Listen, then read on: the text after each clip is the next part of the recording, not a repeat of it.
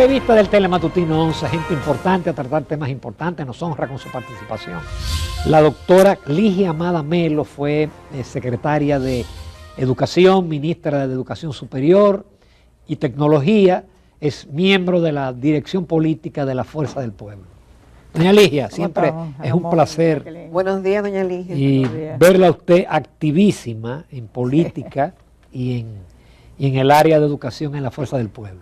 Hay un tema obligado, que quizás es una de las noticias principales del día, en los resultados, la mejoría del país en la prueba PISA, que el gobierno dice, ya, el secretario de Educación dijo, ya no somos los últimos. Bueno, menos mal mejoramos en algo. Bueno, mejoramos. Porque antes éramos el último. Claro.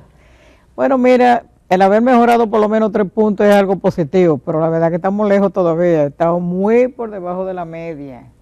Y estamos conscientes de que falta mucho por hacer, indudablemente. Que se fíjate tú que estamos mal en matemática y ciencia, pero observa que en matemática estamos todavía peor, que es el lastre mayor que tenemos, la lectura y la matemática. Doña Ligia, decía Ramón que países como Guatemala, por ejemplo, ¿cuál otro país tú mencionaste, Ramón? El Salvador. El Salvador. Con una economía más deprimida que la nuestra, tienen mejores niveles educativos. En su experiencia, tantos años, en tantas comisiones, fue secretaria de Educación, ministra de Educación Superior. ¿Por qué nosotros no avanzamos y no somos exitosos como lo son otros países, hasta con menos ingresos? Mira, lo del Salvador yo le he dado mucho seguimiento siempre, porque fui muy compañera, trabajamos juntas, o mejor dicho, era una técnica del Banco Mundial, pero que antes fue ministra de Educación en El Salvador. Yo sé cómo empezaron.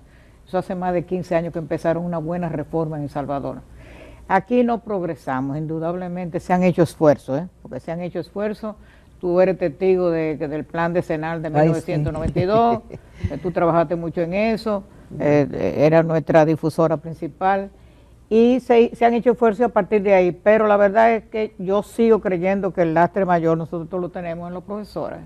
La formación de profesores de nosotros todavía es muy deficiente, o sea, no se ven unos profesores que estén trabajando eso con amor, con un interés, como comprometidos. O sea, lo hacen como un trabajo más, como se hace cualquier trabajo, pero no como un compromiso.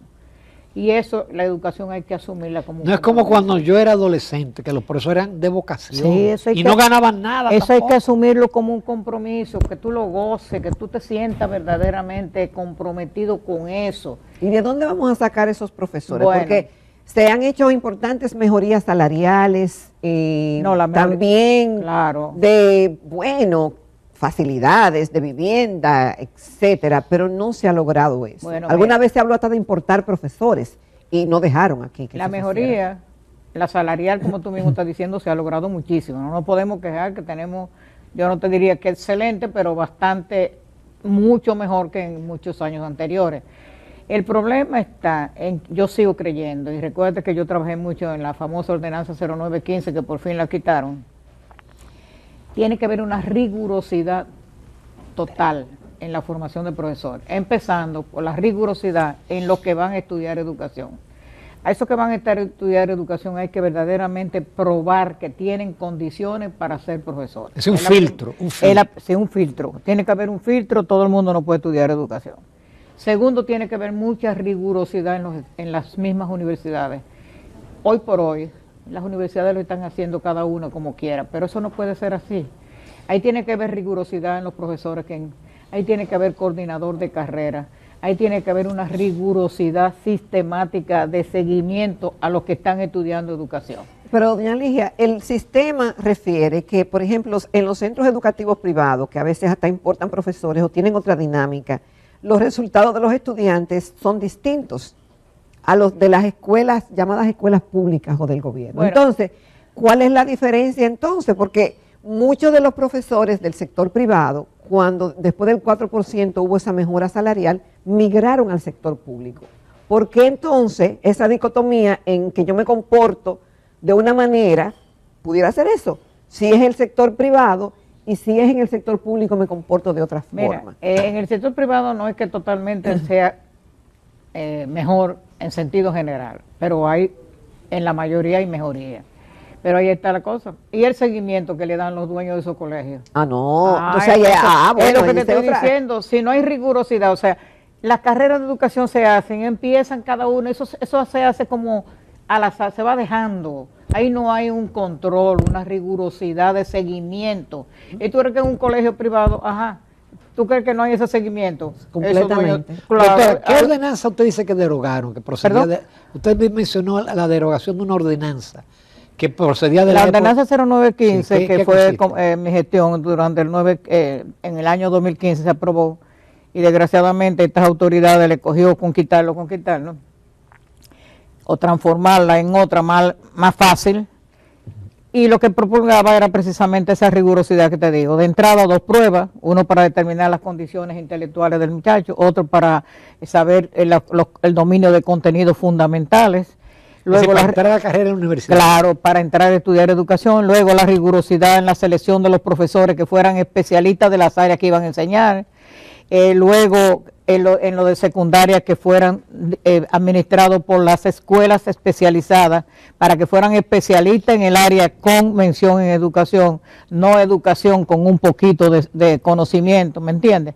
Y al mismo tiempo una evaluación continua y al mismo tiempo se prohibía en la 0915 la formación de maestros con un día a la semana. Entonces la mayoría, muchos se hacen sabatinos.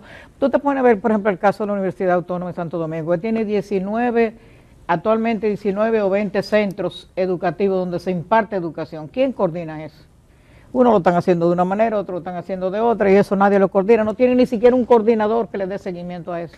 Doña Ligia, ¿por qué aquí es tan difícil ponernos de acuerdo? Aun cuando acordamos y pactamos cosas, luego implementarlas se hace caótico. ¿Por qué? Fundamentalmente el origen de que desapareciera esa era la rigurosidad en la entrada de estudiantes, disminuía la cantidad de los que entraban. ¿Y qué pasa? Que como la ordenanza especificaba becas a las universidades por cada estudiante, indudablemente los rectores se sintieron afectados cuando le baja la matrícula, le baja la cantidad de ingresos por becas. Y era necesario, empezaron entonces a presionar para que se quitaran y las autoridades accedieron a esas presiones. Ese es el origen, yo se lo digo claro siempre, el origen era eso. ¿Qué se hizo ahora? Bueno, se mantienen que las pruebas, pero unas pruebas más lesivas, o sea, una prueba que más ligeras. Era una prueba internacional, que es una prueba internacional que se hizo una licitación internacional que se ha aprobado con estándares internacionales. Eso era bueno. Claro que sí, pero ahora es una prueba que están elaborando, no sé si la han terminado todavía, para acomodarla, como dicen muchos, que lo he oído en pleno consejo, para contextualizarlo, o sea, para hacerlo llevar al contexto. Yo le digo, pero el contexto es que somos mediocres, entonces el contexto es llevarlo a la mediocridad, es darle facilidad para que entren muchos, ese es el problema. Doctora, entonces, en conclusión, cuando tú dices, ¿cuál es la causa? Intereses, y en este caso intereses económicos. Con su permiso, nos vamos a una breve pausa, continuamos que el tema está interesante.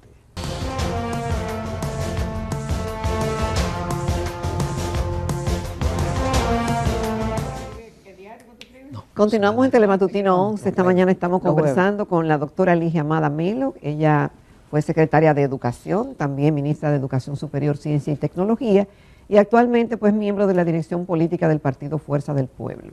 Doña Ligia, estamos ya a 100 y pico de días de la contienda electoral de mayo 24. Ya el doctor Fernández, su líder, ha sido presidente de la República en 3 ocasiones.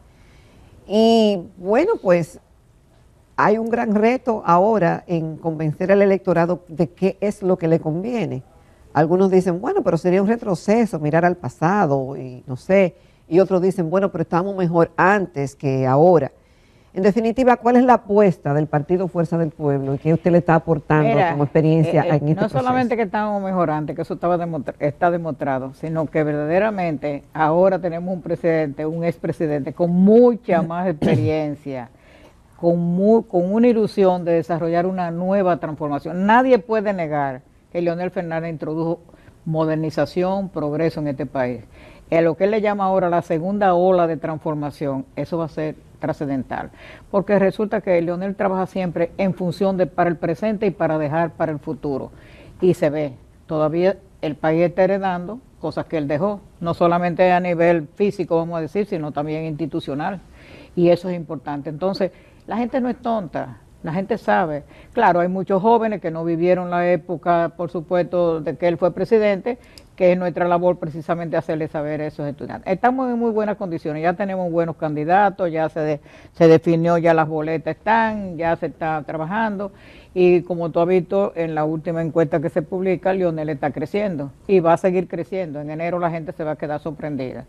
Doctora, y en materia de educación, que yo sé que usted es de la que lidera el equipo que prepara el programa. De educación superior yo, sí. el de preuniversitaria Josefina Pimentel y yo el de superior. Educación superior. ¿Qué cosa tiene usted pensada en educación superior? Es un programa precioso, un programa fundamentalmente encaminado a transformar la educación superior, a poner la educación superior en el nivel de este momento.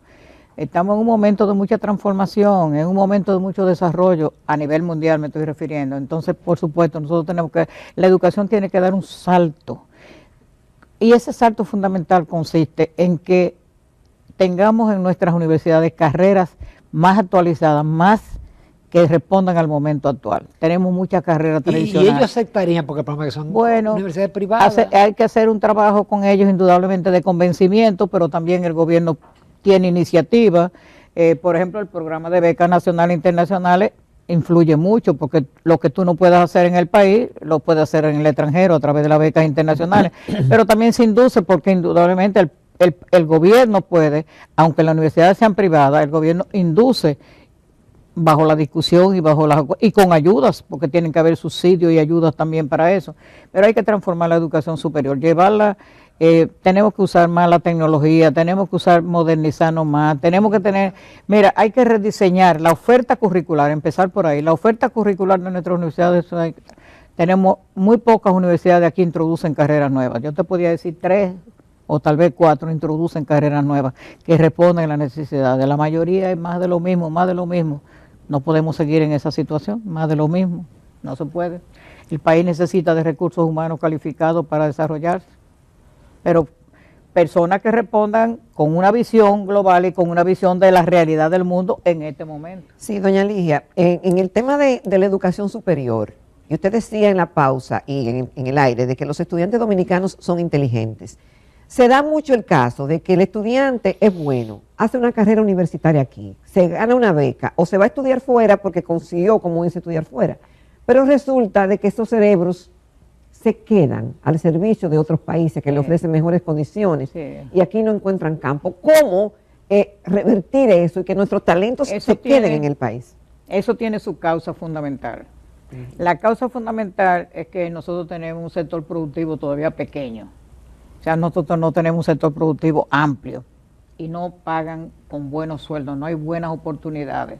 Yo te pongo el caso de estudiantes becados por nosotros, que 4 años en una universidad haciendo grado, después 1 año en Rochester haciendo un posgrado y cuando viene el cargo que consigue de 35,000 pesos mensual. ¿Tú te imaginas que una empresa, una persona que tiene 5 años estudiando con un dominio del inglés total, le ofrezca 35,000 pesos? Pero sin embargo importamos profesionales de áreas que aquí no hay profesionales. Bueno, pero a eso se le paga muy bien. Eso súper fundamentalmente, eso obedece a otra cosa. Por ejemplo, hay empresas internacionales que utilizan entonces recursos humanos que no encuentran el personal aquí. Sí.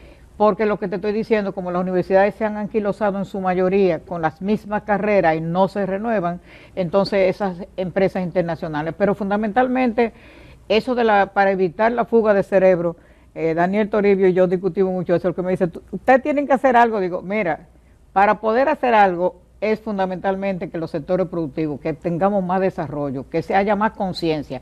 De todos modos, no te creas que todos los que estudian fuera se quedan allá.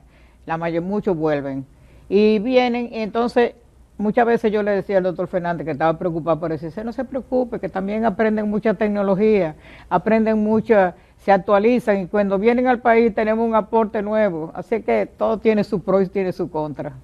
Doctora, muchísimas gracias por aceptar nuestra invitación. Okay. Como siempre, usted es bienvenida en este programa. Nos vamos a comerciales, vamos a hablar de otro tema, vamos a hablar de unos problemas que ahí se avecinan para la generación solar en República Dominicana.